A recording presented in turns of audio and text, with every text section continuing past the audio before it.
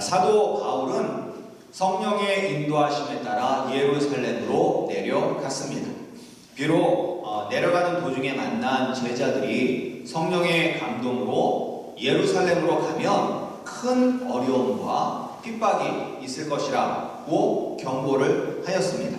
그럼에도 불구하고 바울은 그 경고를 통해서 더욱더 깨어있게 되었고, 그리고 복음을 위해서는 목숨도 아끼지 않는다는 그런 모습을 우리에게 보여주며 예루살렘에 도착하였습니다. 근데 이제 도착하고 보니까 예루살렘에 이 바울에 대한 잘못된 소문이 가득하였습니다. 특별히 이제 소아시아에 퍼져 있는 유대인들에게 바울이 이제 뭐라고 가르쳤다라고 지금 소문이 퍼져 있냐면, 유대인들에게 율법을 지킬 필요가 없고 할례를 받을 필요가 없다라고 사도 바울이 유대인들에게 그렇게 가르쳤다라고 이렇게 이제 잘못된 소문이 예루살렘에 퍼졌습니다. 그래서 이제 이런 잘못된 소문을 사람들이 다 그것을 진실로 받아들이고 있는 이때에 사도 바울이 예루살렘에 왔다는 소문을 들으면 큰 소동이 날 것을 이제 걱정하였던 이 예루살렘 교회의 수장이었던 예수님의 동생 야고보는 한 가지 제안을 합니다. 그 제안은 지금 이제 정결 예식에 참여하는 4명의 유대인들이 있는데, 바울, 네가 이 사람들을 위해서 이 정결 예식에 필요한 모든 비용들을 다 대고, 그리고 함께 정결 의식에 참여하면 너에 대한 그런 소문이 잘못되었다는 것을 사람들이 알 것이다 라고 그렇게 이제 권유를 합니다. 그래서 사도 바울은 그 권유에 순종하여서 4명의 유대인들의 정결 의식에 모든 비용 등을 대고 자기 자신도 그 정결 의식에 참석을 합니다. 그래서 이제 정결 의식이 7일 동안 이어지는데 6일 때까지는 아무 일이 없었어요. 그런데 이제 이 마지막 7일째 이 아시아에서 온 유대인들이 사도 바울이 이 성전 안에서 다른 사람과 함께 있는 것을 보고 오해를 하였습니다. 사도 바울은 항상 이 전도 여행을 다닐 때마다 이방인들을 향해서 전도를 하였기 때문에 이 유대인들이 지금 사도 바울이 이 거룩한 성전에 이 이방인들을 데리고 들어왔다라고 이제 착각을 하게 되는 거예요. 그리고 그것을 그 성전에서 소리를 치면서 사도 바울이 이방인들을 데리고 와서 이 거룩한 성전을 더럽혔다라고 소동을 일으켰습니다. 그래서 이 소동이 얼마나 컸는지 사도행전 22장 30절에 보면 이제 온 성이 소동하였다라고 그렇게 이제 표현을 하고 있습니다. 그래서 이제 성전 안에 있던 유대인들이 사도 바울을 잡아 끌어서 성전 밖으로 끌어내서 막 거반 때려 죽이려고 하고 있었습니다. 이제 그때 이 소문을 들었던 로마 군인들 1000명을 다스리는 천부장이 이 소식을 듣고 급히 로마 군인들을 이끌고 와서 바울을 구하였습니다.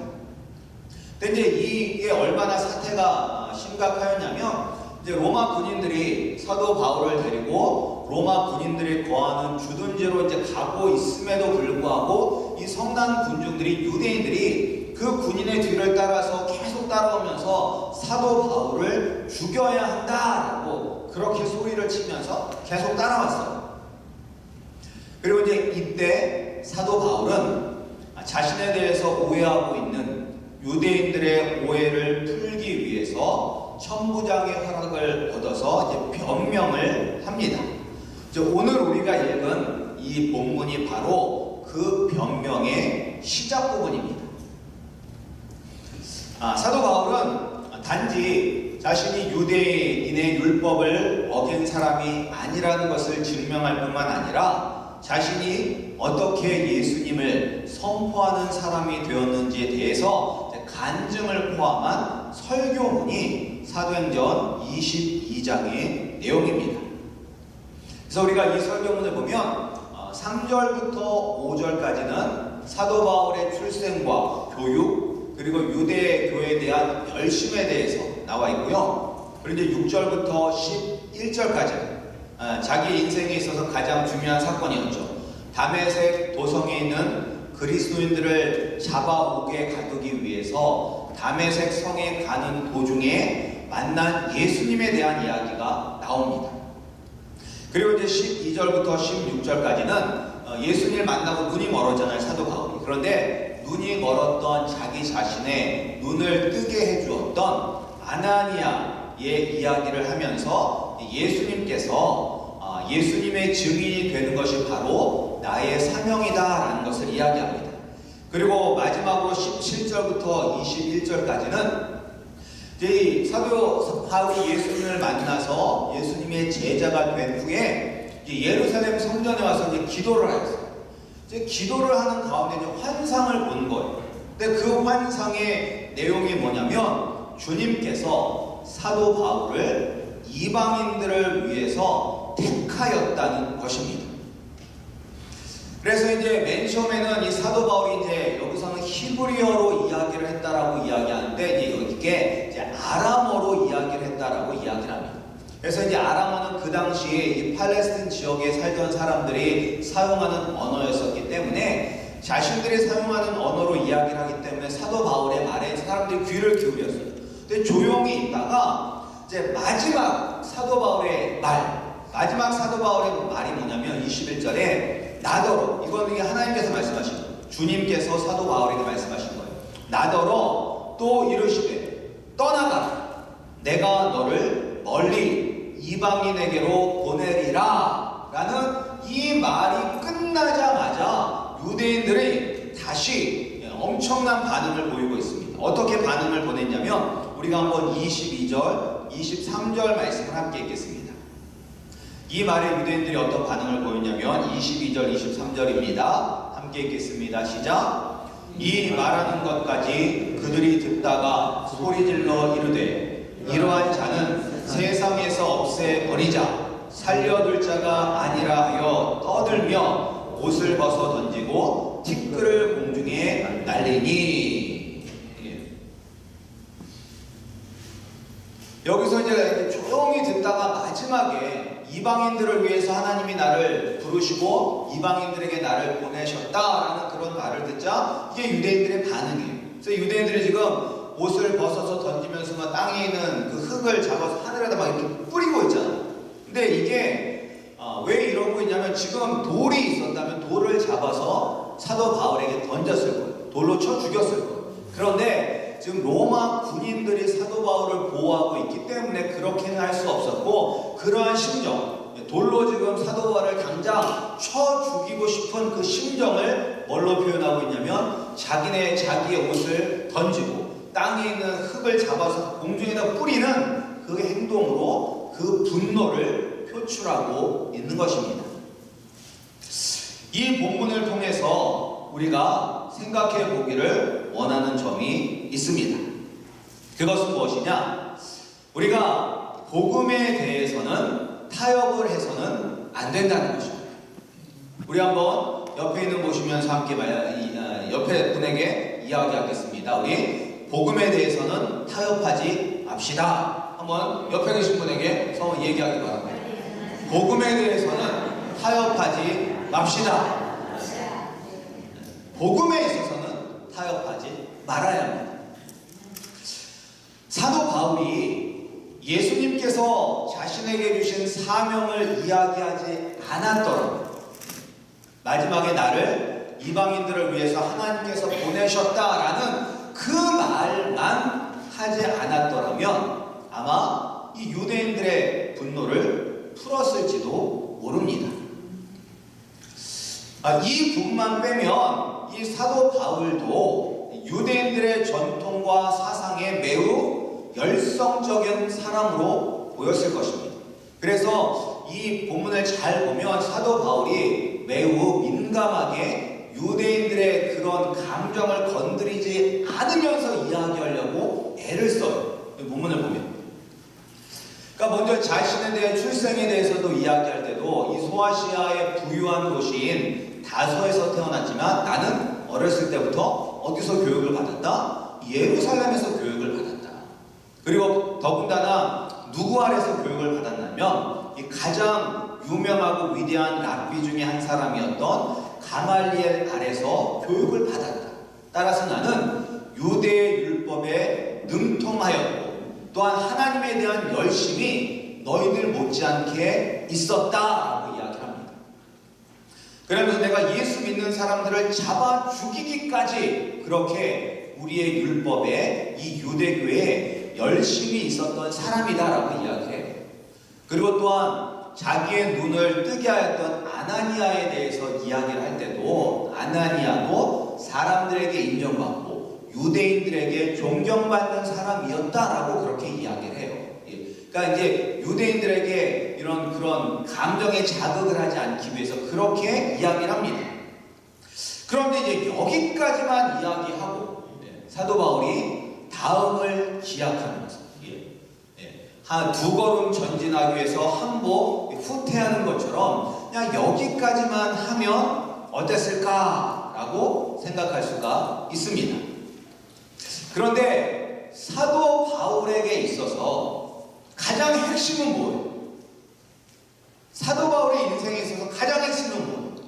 가장 핵심은 바로 예수 그리스도를 증거하기 위하여 이방인들에게 보내심을 받았다는 것이 그의 인생에 있어서 가장 중요한 것입니다. 이 가장 핵심을 뺀다는 것이 바로 타협하는 것입니다. 근데 타협은 누구랑 하는 거예요? 우리가 타협은 우리가 하나님의 영광을 위해서 타협하는 것입니까? 아니면 우리가 예수님의 복음을 더 잘 전하기 위해서 타협하는 것입니까? 물론 우리가 때로는 어려운 일을 만나면 피해야 됩니다. 근데 피하는 것과 타협하는 것은 다른 것입니다. 우리가 여러 가지 사단 마귀가 우리를 공격할 때 맞서 싸워야 하지만 피할 수 있으면 피하는 것도 싸움의 한 가지 방법입니다.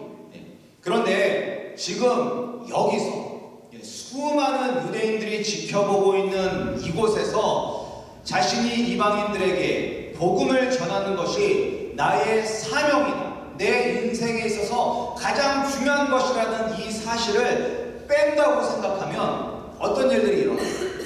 이 가장 중요한 사실을 뺀다면 그럼 이제 다음에 사도 바울이 이방인들에게 복음을 전할 때 이곳에 있었던 유대인이 이 장면을 보면 사도 바울에게 가서 이제 따지겠죠. 아니 네가 그때는 그렇게 이야기하지 않더니 지금 네가 뭐 하는 짓이냐? 따지겠죠. 그러면 한편으로는 이방인들은 또 어떻게 했어요? 사도 바울이 우리를 위해서 정말로 목숨을 걸고 복음을 전하는 것처럼 보였는데 실상은 알고 보니까 자기의 목숨을 더 소중히 여겼구나 라고 하면서 사도 바울에 대한 신뢰는 땅에 떨어졌을 것입니다. 그래서 그의 모든 사역은 아마 추락하게 되었을 것입니다. 따라서 우리는 타협을 하는 순간 예수님의 은혜와 예수님의 능력은 사라지게 되는 것입니다. 여러분들도 한번 잘 여러분을 뒤돌아보시기 바랍니다. 여러분들이 세상과 타협했을 때, 세상이 두려워서라든지 세상에서 어떠한 이익을 얻으려고 하는데 그 이익을 못 얻을까봐 두려워서 세상과 타협했을 때 예수님의 능력이 나타났습니까? 예수님의 능력이 나타나지 않습니다. 그것을 보여주는 좋은 일화가 있습니다. 1830년대 독일에 한 유대인 소년이 있었습니다. 근데 이 사람의 아버지는 법률가예요. 잘 사는 사람이죠. 법률가니까.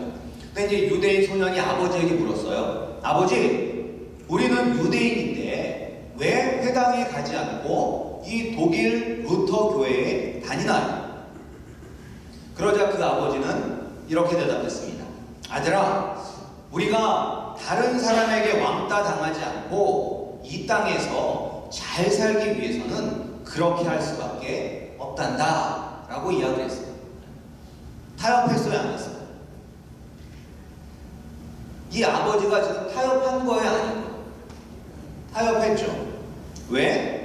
원래 이 소년의 할아버지는 누구였냐? 유대인의 랍비였어요. 그리고 이 소년의 큰아버지도 할아버지의 뒤를 이어 랍비가 되었습니다. 그런데 이 아빠는 현실 감각이 빠르고 그리고 이해타산에 매우 밝았기 때문에 유대인들이 받는 사회적 불이익을 피하기 위해서 루터 교회에 다닌 거예요. 그리고 루터 교회를 다니면서 예수님을 만나지도 못하였고 단지 세상에서 잘 살기 위해서 이 교회를 다닌 이 아버지는 아들에게 어떠한 신앙적인 영향력도 끼칠 수가 없었습니다. 그래서 세상과 타협한 이 아버지 밑에서 자란 이 아이는 6살 때 유아 세례를 받았지만 그는 대학에 들어가면서 교회를 완전히 떠나게 됩니다. 근데 남의 일 같지 않지 않아요? 그 주변에 보면 어렸을 때는 교회를 다니다가 고등학교, 대학교에만 가면 교회를 떠나는 아이들이 많아요. 지금도. 근데 대부분 왜 그러느냐? 부모님으로부터 그런 믿음의 모습을 본받지 못했기 때문인 것입니다. 근데 이 아이가 대학을 떠나서 어떤 일을 하냐면 이 사람이 30세가 되던 해 1847년에 런던에서 무엇을 발표하냐면 그 유명한 공산당 선언을 발표합니다. 이 유대인 소년이 누구냐? 바로 칼 마르크스입니다. 우리가 이렇게 세상과 타협을 하게 되면 그 순간에는 위협에서 벗어나는 것 같고 세상과 타협함으로 말미암아 세상에서 많은 이익을 얻는 것처럼 보이지만 결국은 세상에 사단의 패배함으로 말미암아 비참한 인생이 되는 것입니다. 사도 바울은 이 순간에 세상과 타협을 하지 않았기 때문에 그 당시 세계의 중심인 로마에서 복음을 선포할 수가 있었던 것입니다. 우리 아름다운 교회 성도님들도 세상에서 조금 편하게 살려고 예수님을 믿는 것을 나타내면 받을 수 있는 그런 불이익을 피하기 위해서 세상과 타협하는 것이 아니라 사도 바울처럼 또 수많은 믿음의 선배들처럼 믿음을 지키시기를 주님의 이름으로 축복합니다. 그래서 우리가 세상과 타협하지 않았더니 뒤돌아서 보니까 시간이 지나고 보니까 하나님께서 나에게 더 큰 축복을 부어주셨다는 것을 경험하시는 우리 성도님들이 되시기를 소원합니다. 그런데 이제 타협하지 않는 것과 고집을 부리는 것과는 또 틀리죠. 타협하지 않은 것과 똥꼬집은 틀립니다. 어떻게 보면 이 유대인들도 타협하지 않는 사람들이었어요. 유대인들도 타협하지 않는 사람들. 타협하지 않았기 때문에 이방인들을 그렇게 한결같이 미워했죠. 타협하지 않았기 때문에. 그런데 이제 왜 이렇게 이 유대인들은 이방인들을 미워했을까?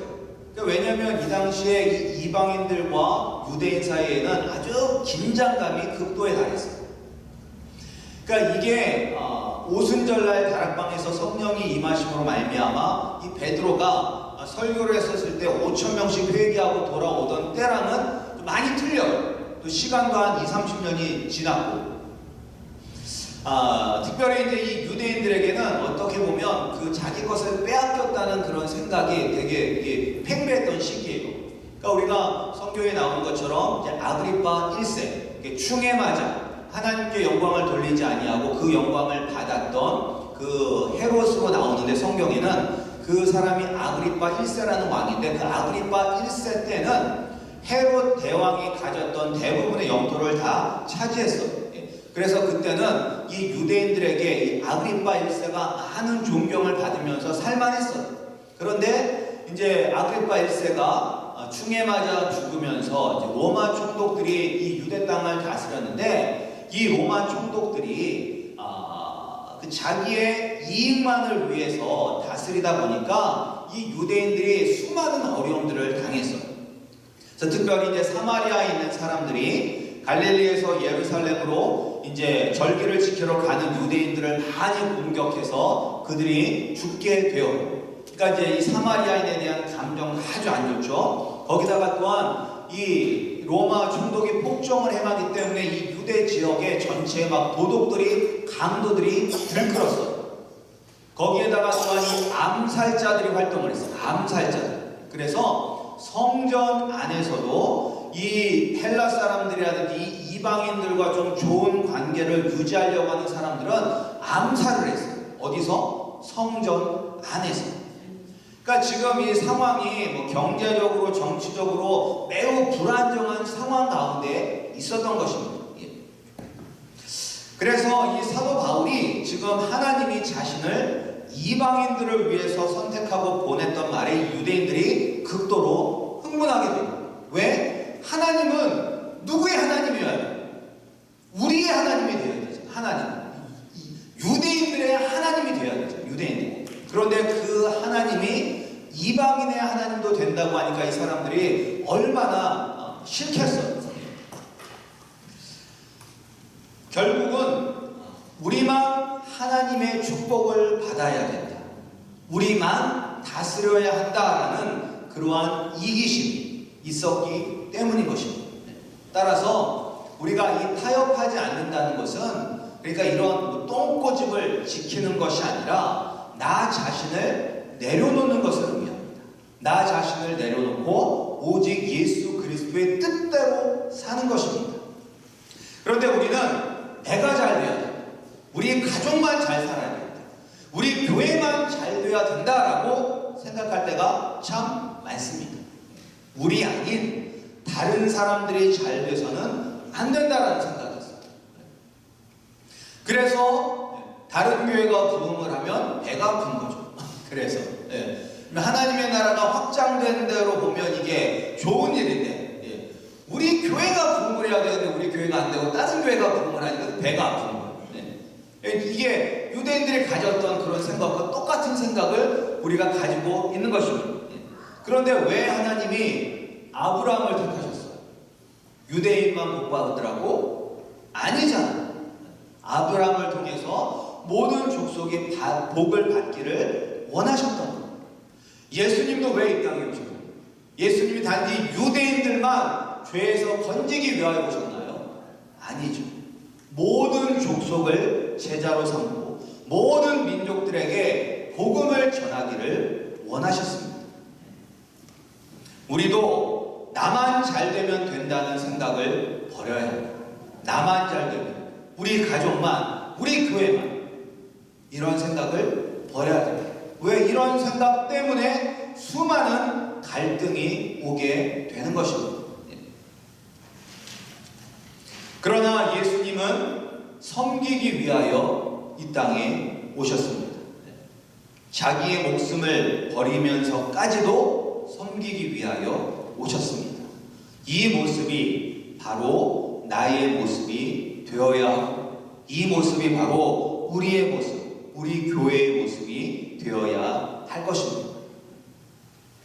예수 그리스도를 믿는 우리는 다 잘 되어야 합니다. 다 잘 되어야 해요.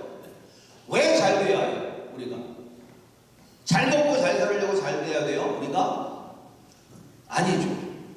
우리를 통해서 복이 흘러 넘쳐야 하기 때문에 잘 되어야 하는 것입니다. 복의 근원이 누구십니까? 복의 근원. 복의 근원은 바로 예수님이십니다. 예수님. 그 복의 근원을 소유한 사람들이 누구입니까? 바로 예수 그리스도를 믿는 우리가 복의 근원이신 예수님을 소유한 사람입니다. 근데 이 예수님의 복은 말라요, 마르지 않아요. 예수님이 주시는 복은 마르지 않아요. 그래서 사마리아의 우물가에서 만난 여인에게 뭐라고 말씀하셨어요?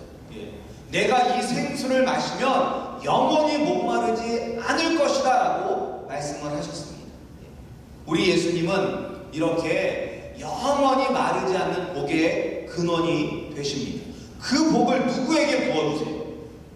믿는 우리들에게 부어주시잖아요. 믿는 우리들에게. 그럼 우리는 그 복을 그냥 받고만 있어야 돼요? 그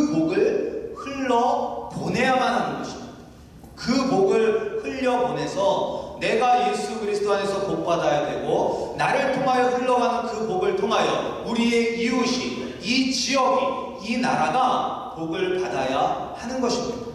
그때 이 세상이 변화되게 되는 것입니다. 우리 아름다운 교회 성도님들은 예수 그리스도 위에 굳건히 서서 세상과 타협하지 아니하시기를 주님의 이름으로 축복합니다.